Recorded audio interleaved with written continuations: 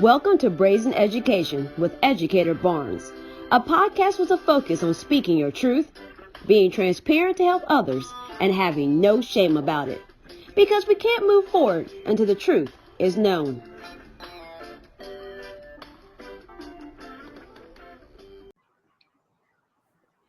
All right, everyone. Welcome to Brazen Education. I'm so glad you're here with me today. I know I was on a hiatus for a couple of months. If you've listened to my last episode, I actually uploaded the speech I gave at my father's funeral. And the reason I decided to do that is because my dad always said, like, when that time comes, he wanted it to be like a homegoing, like a celebration. And so I decided to give tips that my father had taught me during his life.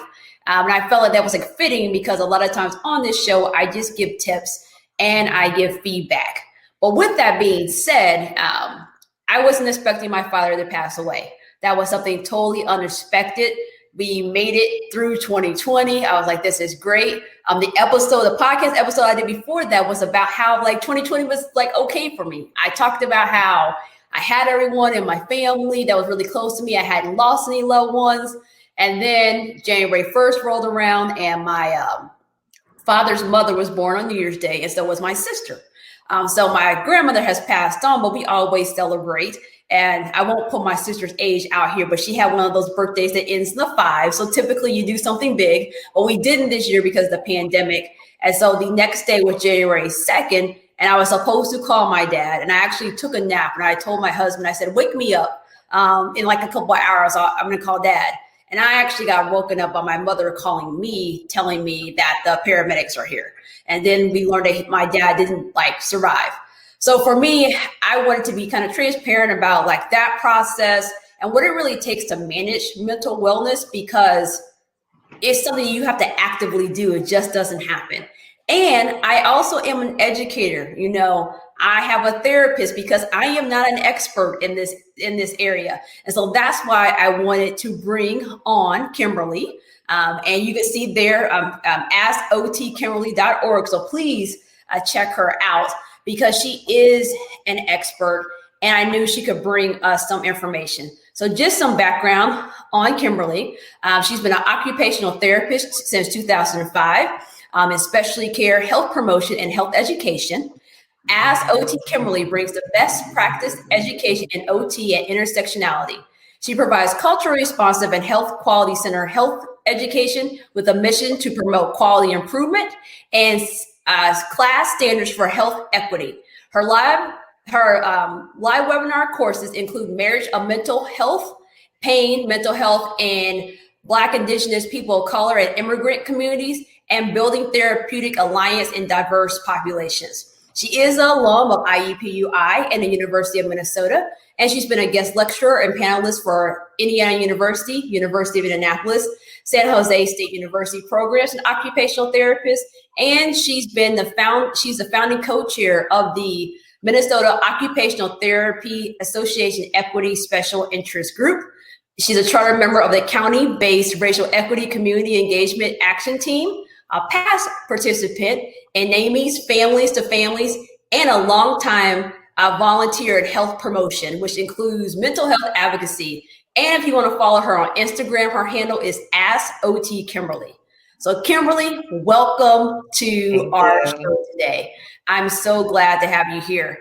The first thing I wanted to do on our show, you probably know because this has been national, that we did have a mass shooting occur in Indianapolis. And I am in Indianapolis. That's where I've lived the majority of my life. And so I wanted to just take a moment of silence just for the people who lost their lives in this senseless tragedy.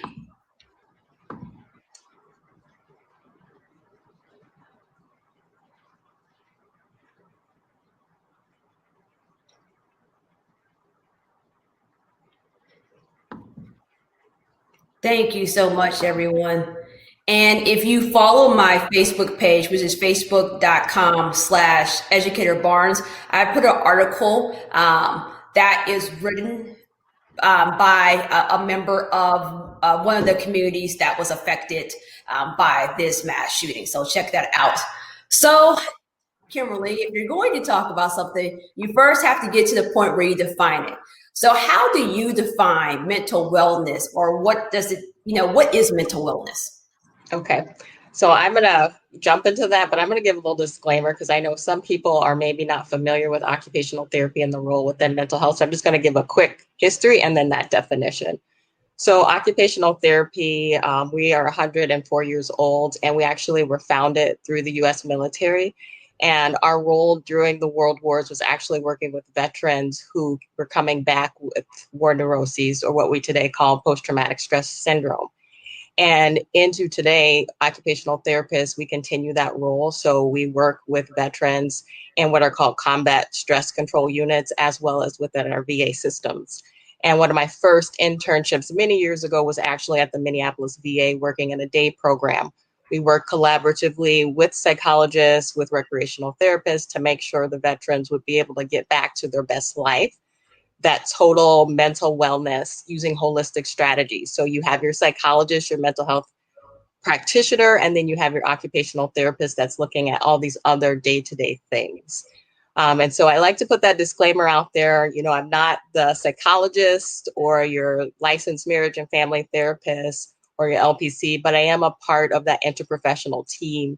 And so in rehab, this is kind of where that comes in.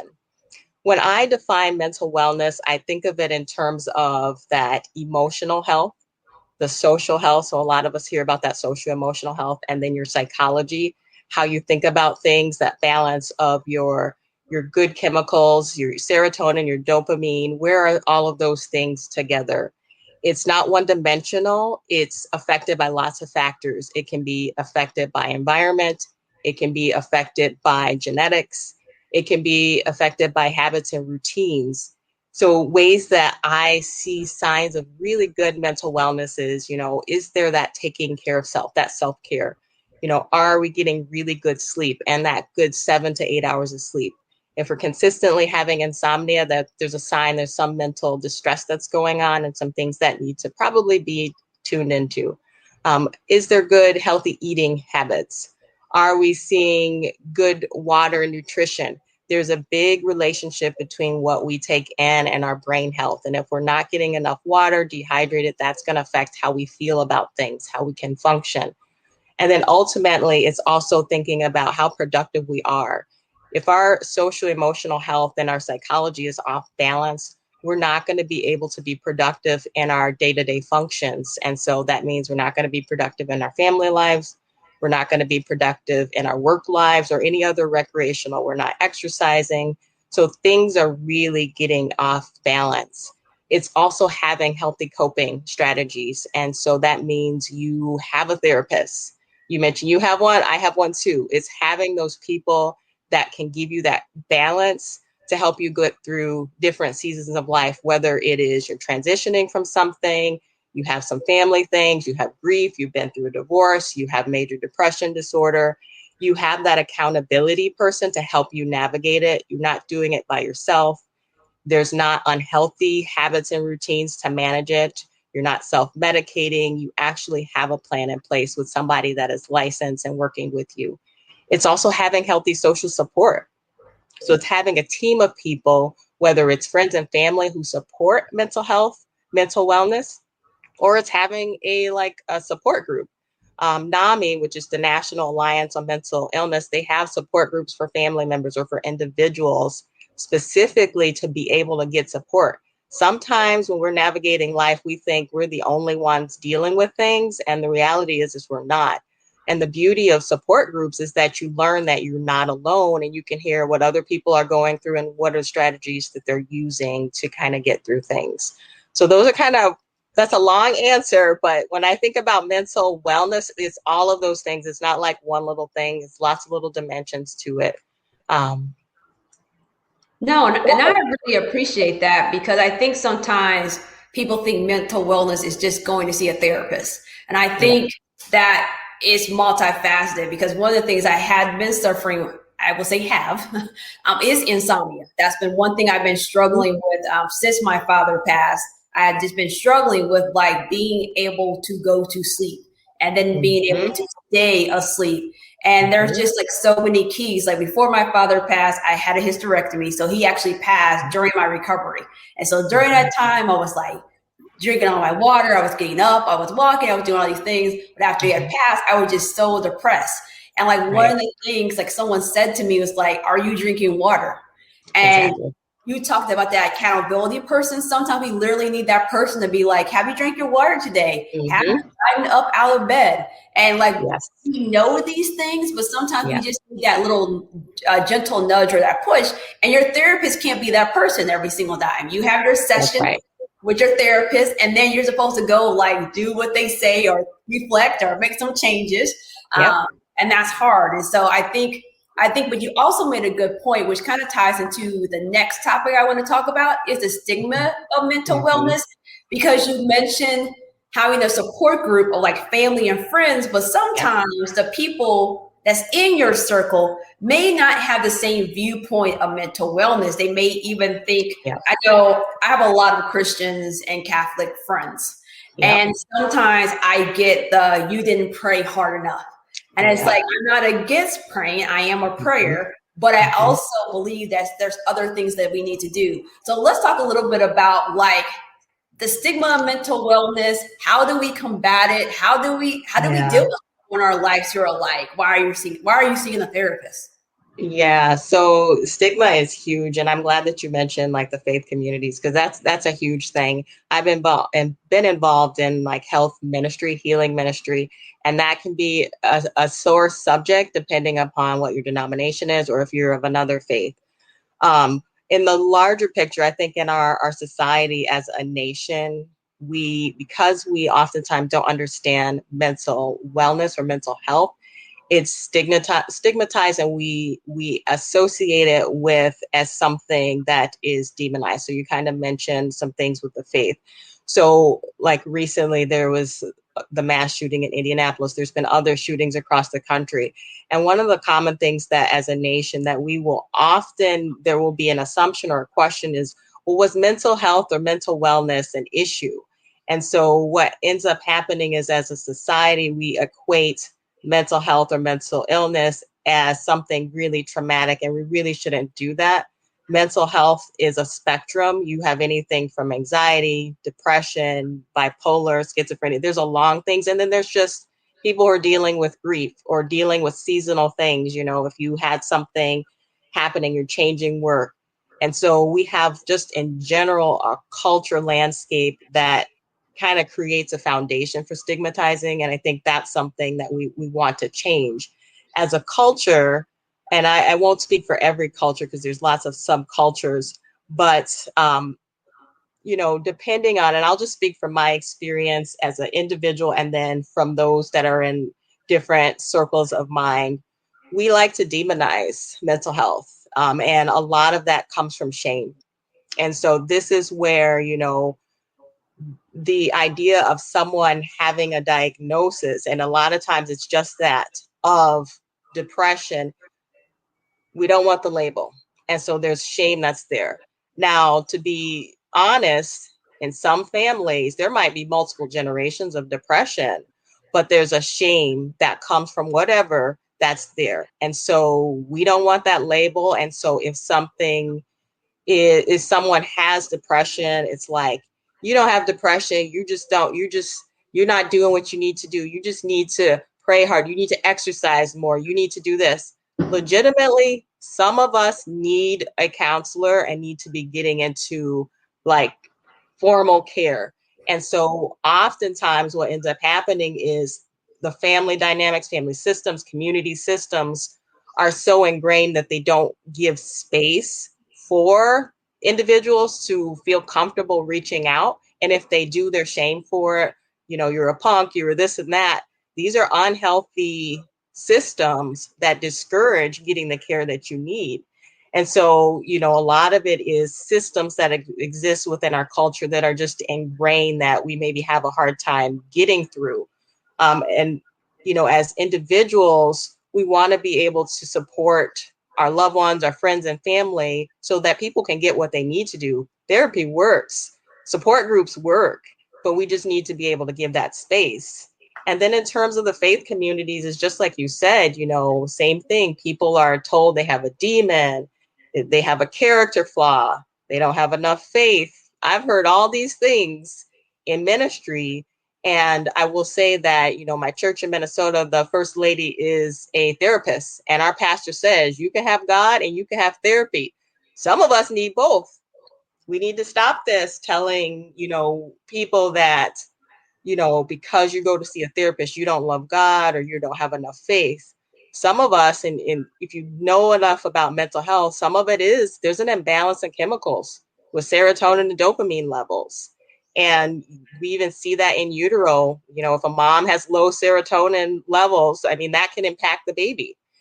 So if there is chemical imbalance, we need to give space for people to get the care that they need there.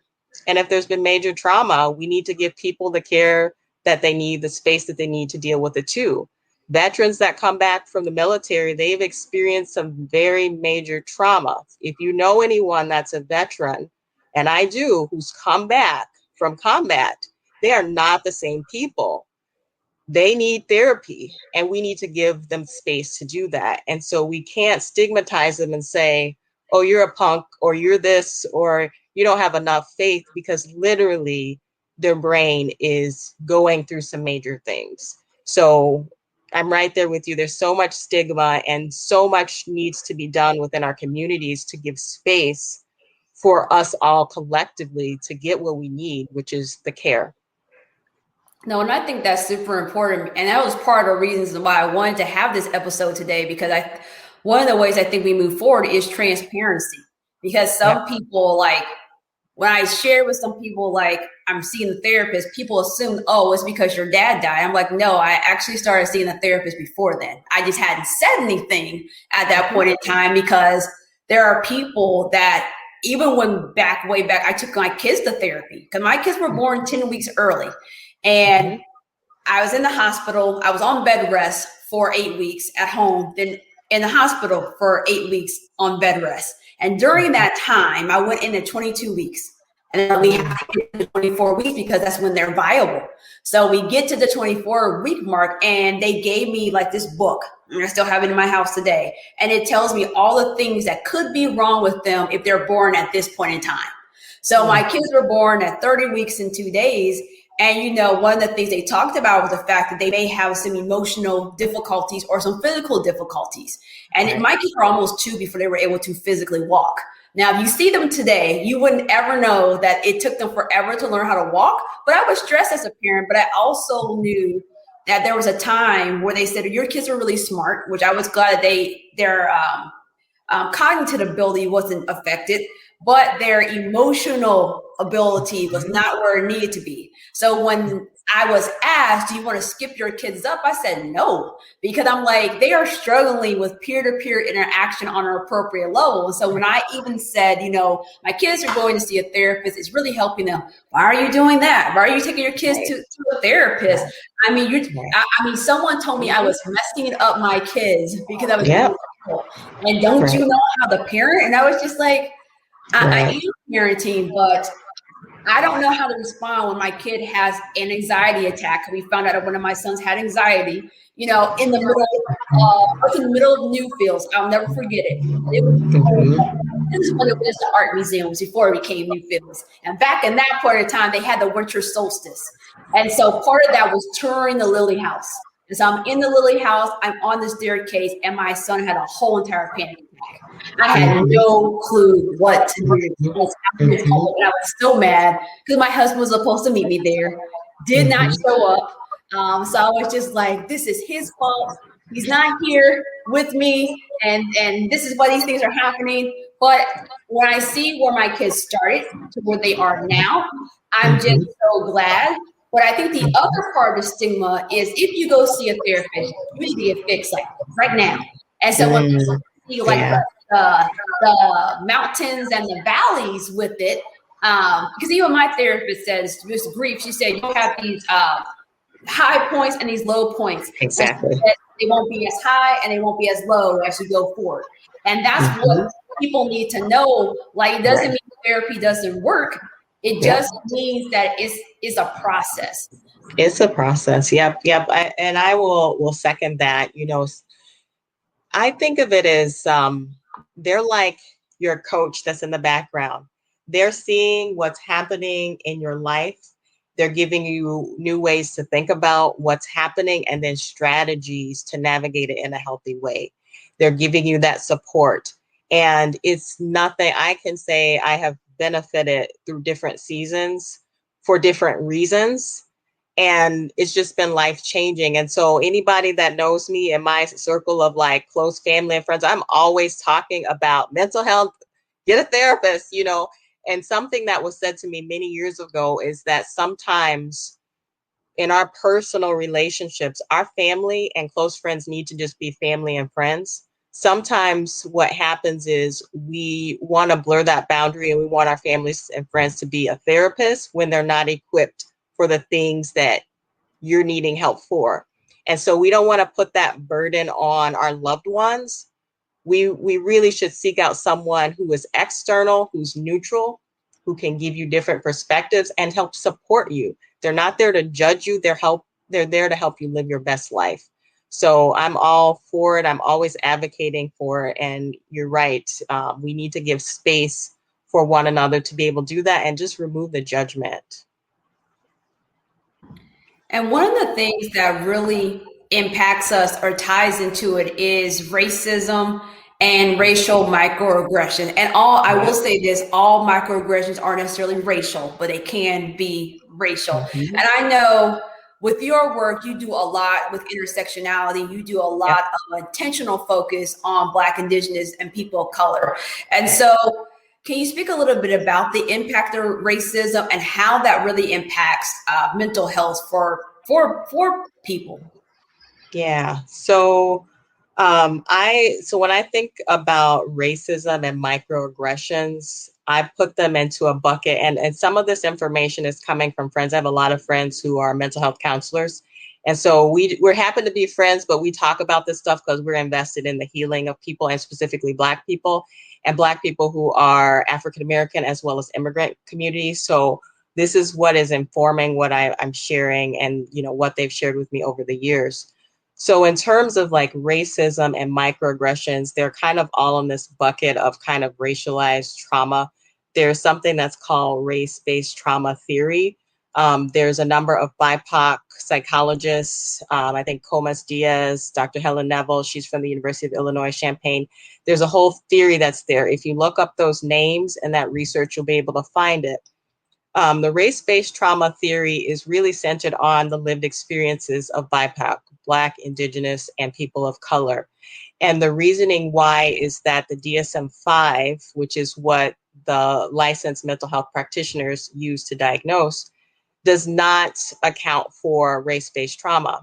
And post-traumatic stress syndrome is sometimes listed or sometimes diagnosed Black or other communities of color. Our lived experiences have sometimes been put underneath that bucket of post-traumatic stress. But the way that I've had it defined to me is with post-traumatic stress, there may have been an event or some events, like if you've gone off to war, and then you're living in those after effects. With race-based trauma, it's different in that you have an event, a racialized event, or racism, or for instance, here in Minnesota, George Floyd was a year ago. Well, a couple months after that, there was a Somali American gentleman that was killed. And then here we are, we've got Dante. A month ago, there was a little Black boy with autism who was choked out by local county. There's always something. So with race-based trauma, it's these events that keep happening. They're not stopping. And a good example of this is my great grandmother. She lived until she was 99. When she was, a young adult, her and her husband, they were the first Black residents in their neighborhood in Gary. When they were in their neighborhood, their neighbors, who were all white, were having these secret meetings. Now, here in Minnesota, they put policies in place that basically forbid Black people to live in all these neighborhoods. But in Gary at the time, they didn't do that. They basically said, we're getting the heck out of here. And one by one, all of her neighbors, they just moved out in the middle of the night. So my grandmother and her husband were like, where did all our neighbors go and what's the problem? Well, the problem is their neighbors. And if you know anything about white flight in northern Indiana and different places across the country, they didn't want to live by or with Black people. And so they made it known. And throughout my great grandmother's life, she shared different stories of racialized experiences growing up in the Deep South, migrating north. And then even in her last decade of life, the last few years, she lived in a care center. She was also continuing to experience racialized events. We had to, as a family, bring in pictures of her when she was younger because the people were thinking, oh, this is a worthless old Black woman. That's racialized trauma, where the trauma does not stop. It continues across the lifespan. And so in terms of our mental health, it's distressing. And there's research that shows that. There's an author, Dr. Rita Walker. She says, or she looks at Black people who live in predominantly white communities and then Black people who live in predominantly Black communities and mental health outcomes and suicidality. And what they found is that if you are a Black person and you live in a predominantly Black community, you actually have better mental health outcomes and your suicidality rate is less. And those who live in white communities, predominantly white communities, mental health outcomes are worse and the suicidality is higher. And the theory or thought behind all of that is that when you are in your predominantly Black communities, there is a little bit of a protective nature. There is affirmations of your humanity. There's affirmation of your lived experiences. So if you're experiencing something, you have affirmation and people will back you up and support you and saying you are valid, you are human, all of these things. You don't get that in predominantly white communities.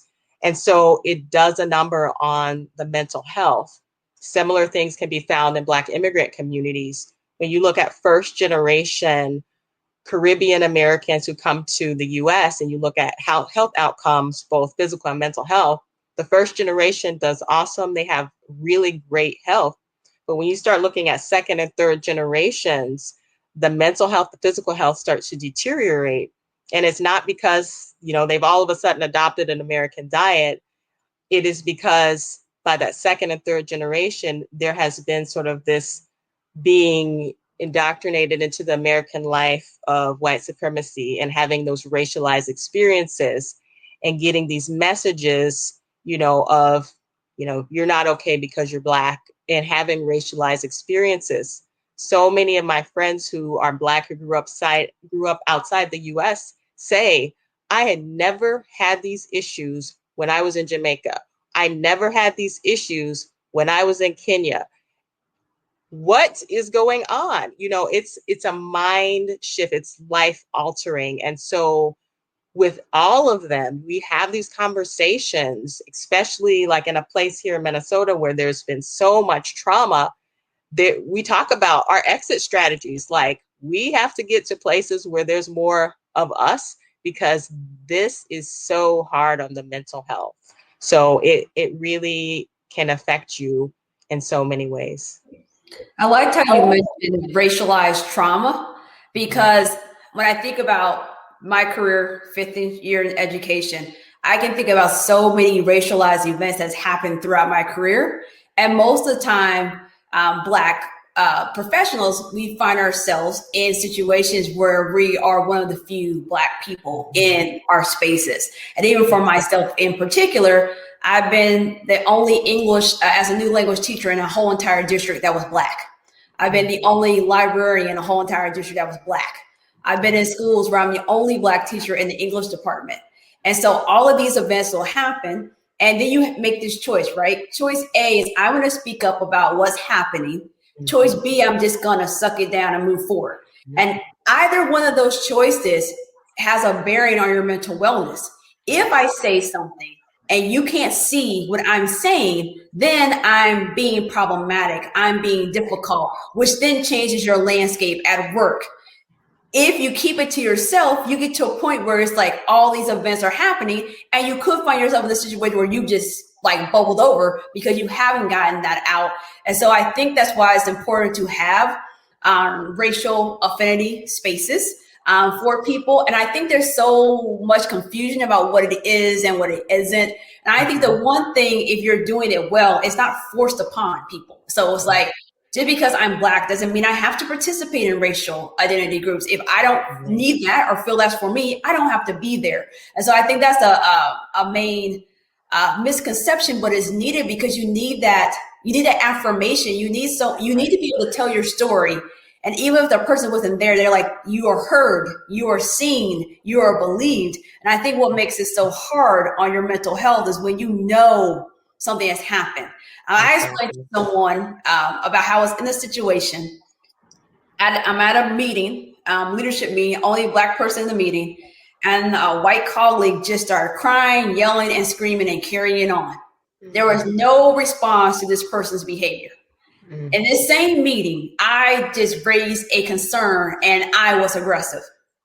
And when I went to explain this situation to another person, they were like, well, maybe she was having a bad day. And maybe it was how you said what you said. And so I was trying to explain like how I got called out when I wasn't doing any of these other things. I wasn't slamming my hands down the table. I wasn't raising my voice. I wasn't crying. But the response was like I tried to express myself and I wasn't heard and it wasn't seen. But it also goes back to the fact of like, I know I can't slam my hand on the table. I know I can't burst out into tears or elevate my voice because that will cause problems. And that all goes back to like the toll on your mental wellness. So I know I mentioned racial affinity groups, and what are other things either from yourself or with other people that's in your community suggest to people BIPOC when they are in these situations? And like, I know you say, you were talking about a plan to get out, or what if you can't get out? What if like an exit strategy is not for you because of whatever's going on? Then what do you say? So one thing, I have some friends who they're in that exact position. So their home country is either like go back there or they have restrictions on where they can go. So one, therapy, finding yourself a culturally congruent therapist that actually knows racialized trauma. That will actually help you with navigating that sort of thing. Two, if you're in a workspace, so I've been in workspaces where there were no affinity groups. And so something that I did a couple years ago is I actually just through social media started reaching out to people who were of my same cultural background or who were Black heritage and said, I'm interested in putting together just a group of Black women in health, or if you're Black women in education who just meet once a month to just talk, meet up for lunch and just, support. And a lot of what we did with those groups is just meet. We talk about our professions, but we talk about like what we were experiencing, because all of us, just like what you're describing, we're like the only ones. And we go through things and we're like, we know what we experience, but we're being told, no, that's not what happens. And then when we get together and we talk, we're like, that is what that has actually happened. And then the other things that I might recommend that you do is see if there's like any community-based groups that serve your cultural community. So I love to be able to be connected to federally qualified health centers. They have volunteer health opportunities. That's actually where I met one of my really good friends who is from the Caribbean. And we, just in that connection, we were able to start talking about things like she was starting a graduate program and was experiencing things in higher education, and me having some, understanding of some things in higher ed, not being a professor, but just dynamics. We were able to support one another, about, okay, this is what you say, or I know this person. So it's getting out into the community and looking at where are the people. There's lots of community-based groups that will welcome you in. You just get out there, start looking for them, being really intentional, volunteer, start building those relationships. And even if you are, so for myself, I'm African-American, we have African-American community, but we also have a Black immigrant community. And I know sometimes there may be some fear about, well, we're not quite the same ethnicity, we're different. Yes, we're different. But what I have found is I've received so much love and validation from my Caribbean and African brothers and sisters over the like almost 2 decades that I've been here, I encourage you to connect, because a lot of them, because they've lived outside the US before and they've come here, they give so much strength. Like one of my friends who is from Kenya, like if I'm having a down day, this is the person I call. She's like, look, Kim, da, da, da, da. And it's like that boost that you need. So I would say reach out. There's oftentimes like African immigrant, meetups and things like that. Just go, reach out, put yourself in the middle of it. There, I found that it's being welcomed, because essentially you need to get culture, Black culture, you need to get affirmation. And if you are in a very white space that doesn't have, and you don't have an exit strategy, you need to insert yourself into those places. And I find that most of the time you'll be welcomed. No, and oh man, that's just so wonderful. And I will say social media has been a blessing for me, because I've connected with people literally around the globe. There's a few people in Africa, from different places in Africa, that follow my blog. They write to me and they're like, oh, I can relate to it, because some of them live in Africa now, but they've lived in the UK or United States and they've gone back. And so they're like, oh, I can definitely relate to that. But I think the other thing that's important to note is that Black people aren't a monolith. And sometimes when we hear things about Black people, I think sometimes people hear African American and they forget about our African immigrant community. Because even when I think about my school has African American students and we have African immigrant students. And I have even been more intentional about even saying that, because people just look at a kid, oh, it's a Black kid. But it's like there's so many different experiences. And it's kind of like you said, we may feel like we're not the same because, I was born in America, you were born in Africa, but there's some things that is that community, is that love, is that support that you really have to be intentional about. And so I think the one thing I'm hearing through your message is like, we have to reach out. And I think many times when we're having like an episode or event or something that's traumatic, we just want to curl up. I know when my father passed, I was already recovering from my hysterectomy. So I was already spending part of the day in bed anyway. But like some days I would just stay in bed. I just wouldn't get up and do anything. And I just felt horrible. And it's not that I felt necessarily less horrible when I started getting out of bed, but I saw like the light at the end of the tunnel. Like I saw like, okay, this can be better. So sometimes it's hard and it's a process. And many of these experiences, we're not alone in. Either someone else, there's normally someone else we know that's been through it. And sometimes we're just afraid to reach out. And I know in my personal, I'll speak for myself, and I know this could relate to other Black women. I get seen as a strong Black woman. Like, you're doing all these things, I know you'll truck through. And even at my father's funeral, I remember some of my relatives talked to me about how well composed I was at the funeral.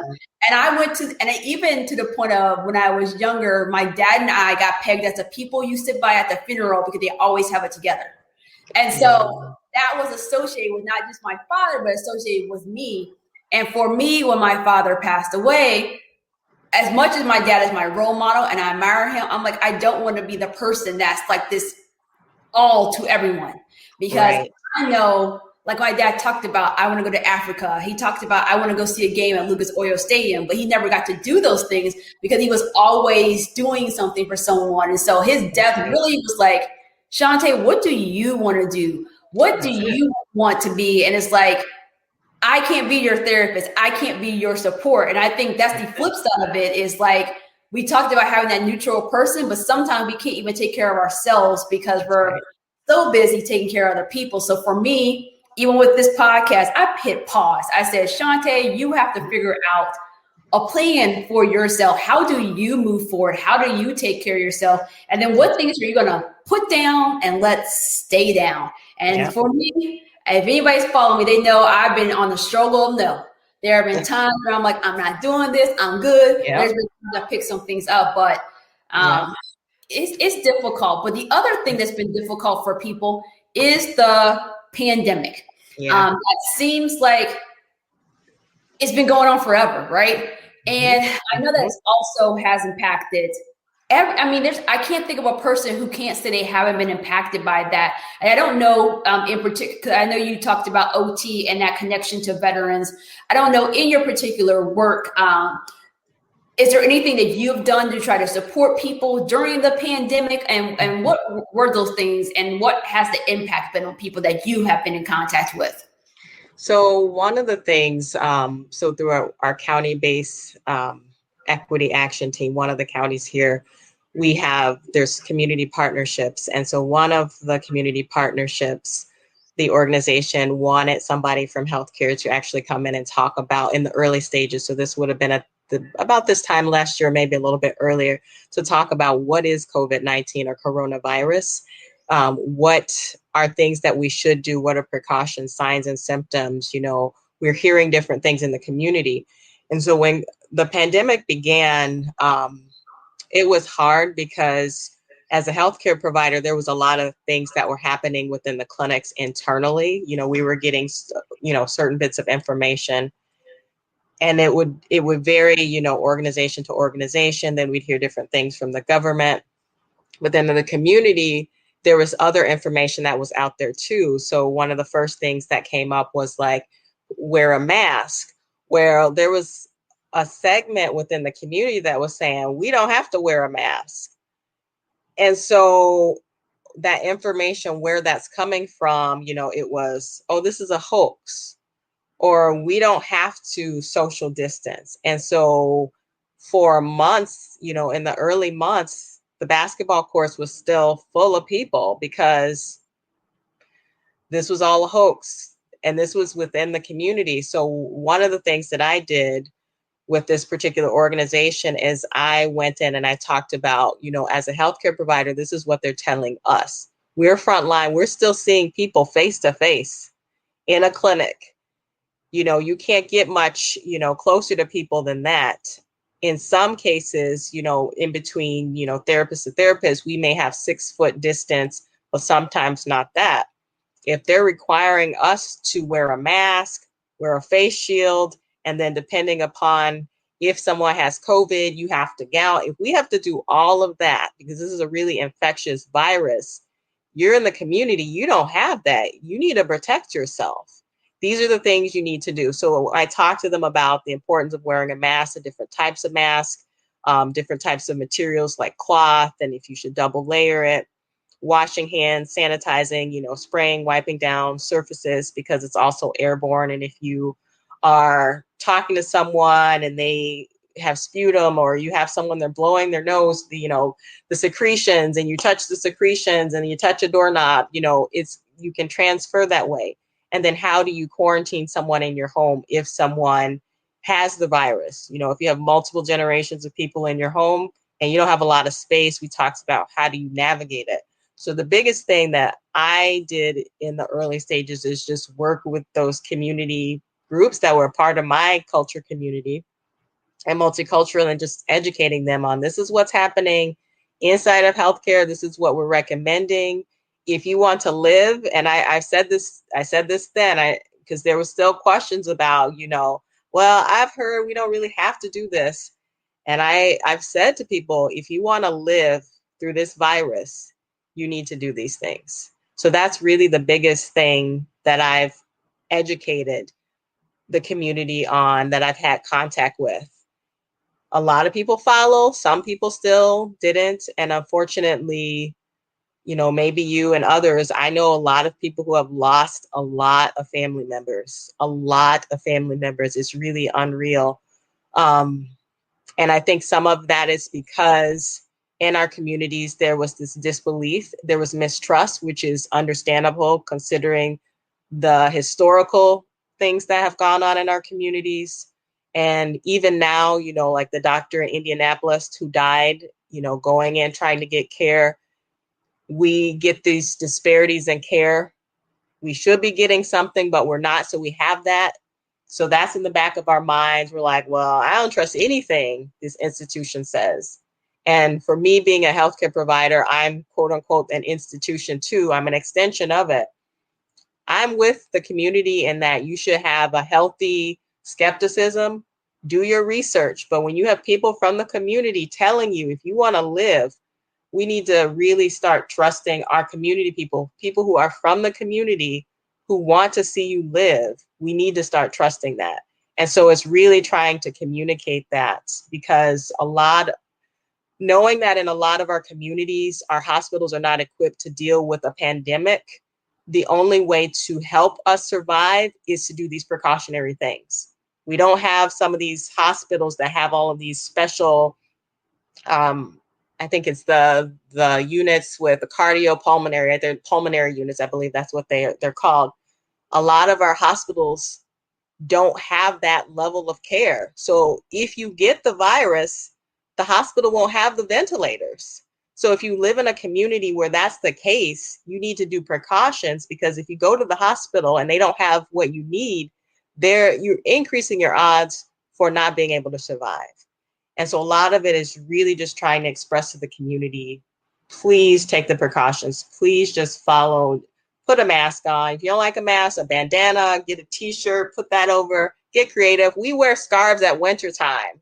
Put a scarf on. Come on, get creative. Protect yourself and protect your loved ones. No, you're right about the misinformation. And I don't know if people even remember this, but when the pandemic first, became a thing that we were talking about last year, at first people were talking about the fact that Black people couldn't get it. Yes, I remember hearing that. That happened. It's like, oh, it's just the white people. We're not getting it. And what they failed to understand is when the scientists kind of looked into like why it was slower to come to our communities was the fact that a lot of us lived together. But once someone from our community got it, it spread like wildfire because we are in this kind of hub. And then when you go into the fact that many of us have other conditions like asthma, being overweight, having diabetes, high blood pressure, it just made it really, really hard. And then what you said about when you try to advocate for yourself, the healthcare provider is not listening. Because one of the last conversations I had with my father was about the doctor that was advocating for herself. And my dad was just like, it's more of the same. And it's like, that's the thing that's so frustrating. It's like, it shouldn't be more of the same. And even when you bring in the expert, right?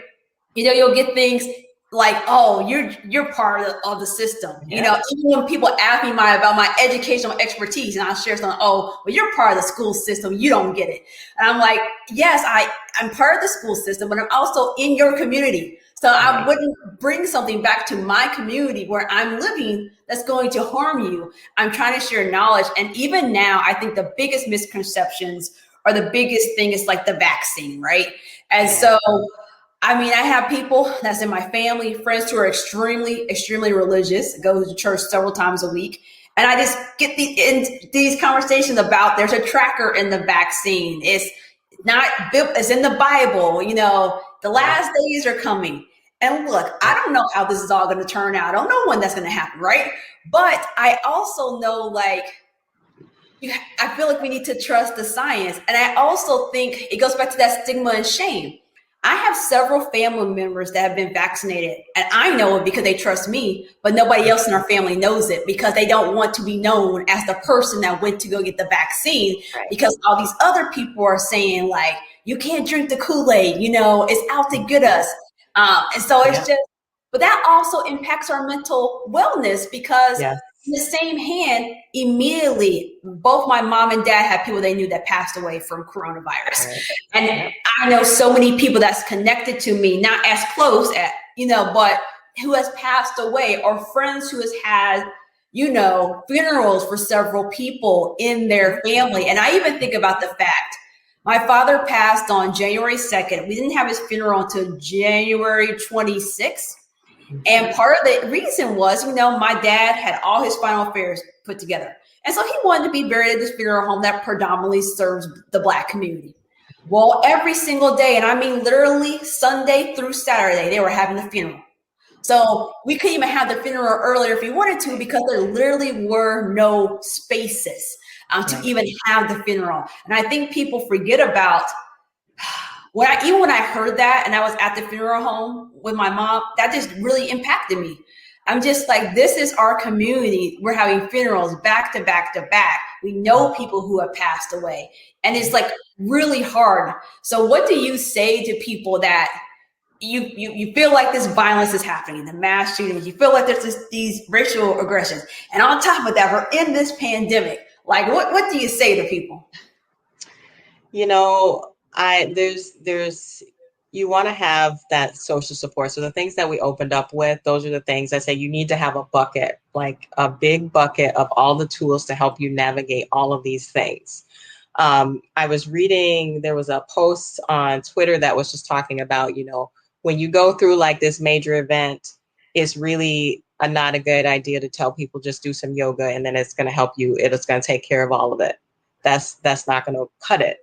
You can do that to help supplement, but you really need to have therapists, and there's all types of therapists. So you can get a Black psychologist. There are licensed professional counselors. There's LMFTs, your licensed marriage and family therapists, and there's licensed clinical social workers, and there's other ones that are all trained in mental health. You need to have someone that's your one-to-one, somebody that is your go-to to help you navigate things. If you're going through in a community like the mass shooting in Indianapolis or the things that have happened here in Minneapolis, these are major things. These are not things you can do by yourself. You need to have somebody that you can trust and you can talk to. And it's usually going to be somebody from your community that looks like you. And the beauty of today being a virtual world, a lot of these therapists are online. So you don't even have to leave your house. Just go on, therapy for Black girls, look up some, therapists, find someone. You can go on to Psychology Today. I know it's not the best platform, but there are African-American therapists that are there. There's other organization, one that's called Eustress. It's EUSTRESSINC.org. It's really geared specifically to the African-American or Black American community, destigmatizing mental health. The founder of it, his name is Rashawn. He just talks about his struggle with mental health. He has bipolar disorder. He has tried to commit suicide multiple times. And the last time the bullet actually jammed. So he survived, but it was a wake-up call of like needing to really get engaged in mental health work. And he's a practitioner. Those are kind of some of the biggest ones. So get yourself a therapist. That's the top one. I'm drilling all my friends and family about this. They get tired of it. Some people will say that doesn't do anything. But my rebuttal to that is, how do you know it's not going to do anything if you've not ever actually done it? Yep. Yeah, and just like all your other doctors, if you go to a primary care doctor and you don't like them, don't go back. Sometimes there's a therapist you won't gel with. Find another one. You need to find that person that gels with you to help you get through life, because it's unfair to your friend and family circle to put all of this stuff that's happening in the community on them. They're trying to navigate their internal stuff too, and they probably need a therapist too. So don't put that burden on them. So get your own therapist. Find a social support group. If you have a family system that doesn't believe in therapy, get on social media, start looking up people who believe in support groups. So it may mean going to NAMI, which is the National Alliance on Mental Illness. They actually have groups. One is called Family to Family. I did that group many years ago. It was transformational. It was free. You don't have to pay anything. But what you do when you go to those groups is you listen to the family members of individuals who have mental illness, or the spectrum of different conditions, and they talk about what is mental health, what is mental illness, what does it look like in terms of signs and symptoms, what are boundaries. If you have friends and family that have depression, anxiety, bipolar, you really need to have boundaries. And if you have those conditions, people need to set boundaries with you, because oftentimes we feel like, well, we don't know, we want to be delicate, but the reality is, and what I learned through the support groups, is that you need to have strong, firm boundaries that you enforce, because that's going to get the best outcome. With mental health and wellness, you cannot cook away, depression. Some people feel like, I'm just going to cook, and eat, or yoga. No, you need a support group that can help you understand that. They can also help you come up with crisis management. You know, I think earlier you talked about how there can be highs and lows. That's actually normal in mental health and wellness. Have a strategy for that. When you're in that period, when you're at a low, what is your strategy? So find a support group. And then also continue to learn. So there's tons of resources. I mentioned earlier, there's a Black psychologist, Dr. Rita Walker. She has an amazing book. It's called The Unapologetic Guide to Black Mental Health. I love that book, and I recommend anybody who is Black heritage, whatever your ethnicity, to read it. She wrote the book from the perspective of a Black therapist to Black community members about Black mental health. It's a phenomenal book. She really talks about a lot of the research there. I would say look up, if you're in academics and you're kind of into looking up literature, look up Dr. Helen Neville and Dr. Comas Diaz and their race-based trauma. They actually have inventories and assessments for that. And then if you're in the other spectrum, I have a couple other books that over the years that I found to be very helpful. One is the author Jeff Van Vonderen. He does a series of books for faith-based families who are looking at the intersection of faith and mental health. And if you have family members who are dealing with substance abuse, they talk about the intersection and the dynamics that come up with that. Phenomenal book. And then the other one that I recommend is if you have family members who are struggling with mental health and wellness and you want to know what's a healthy way to support, it's Mel Beatty. She has a book series. They're actually pretty old, but it's called Codependent No More. And it really talks about creating healthy boundaries. If you have family that has, or, you know, anxiety, depression, and you want to be helpful, the book is about all the things not to do to be helpful. So those are kind of the nuggets that I would say that you recommend. And then also, if you're an OT or health provider, I also talk and teach therapists about in your medical clinics about Black mental health, immigrant mental health, and how do you build an alliance? Because sometimes depression and anxiety does not present the way it does in our communities as it does in maybe the non-Hispanic white community.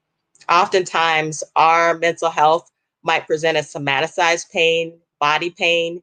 They've been through all the different x-rays tests, but the pain is actually presenting as a physical pain.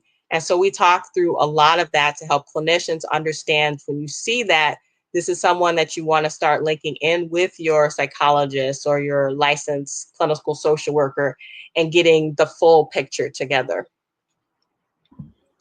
So first of all, guys, I will be going back to compile all those books that she just mentioned, because I think I love a good book, and many of you actually sent me books after my father passed. So I know I have other books I'm getting through, but I'm going to read everything.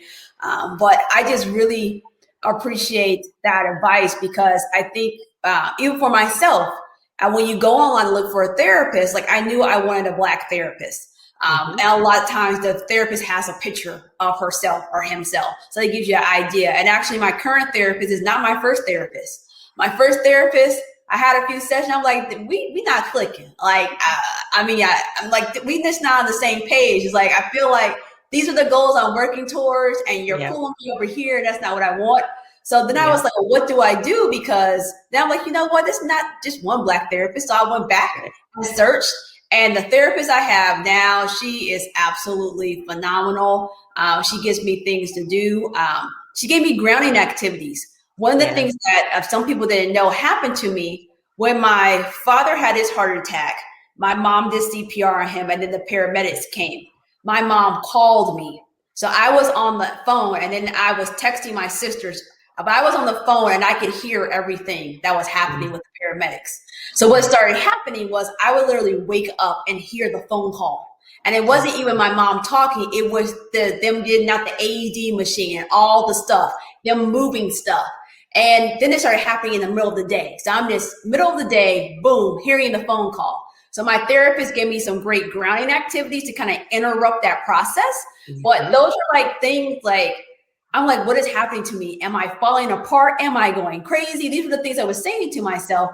But had I just got with the first therapist and got stuck and said, well, therapy doesn't work, just brush my hands of it, and not go back there and find another therapist, I wouldn't have someone in my corner when these things had occurred in my life. So that's man, I do. And the other thing, there are things out here that you mentioned that are for free. Everything's not charged, and many clinics do their fees based on your income.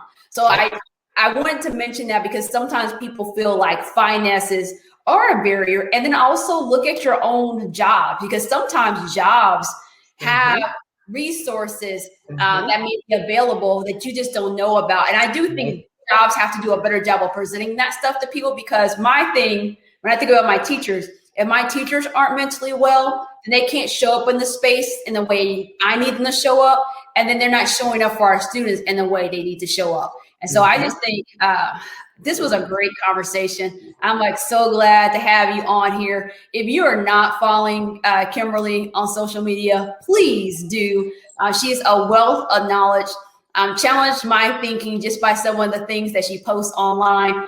And when she's posting resources, and I'm like, oh, I got to get that book. Oh, I got to read that. So you gave me more things that I will definitely be reading. But I thank you guys for tuning in, and I will be back soon with another episode. Until next time, guys. Thank you.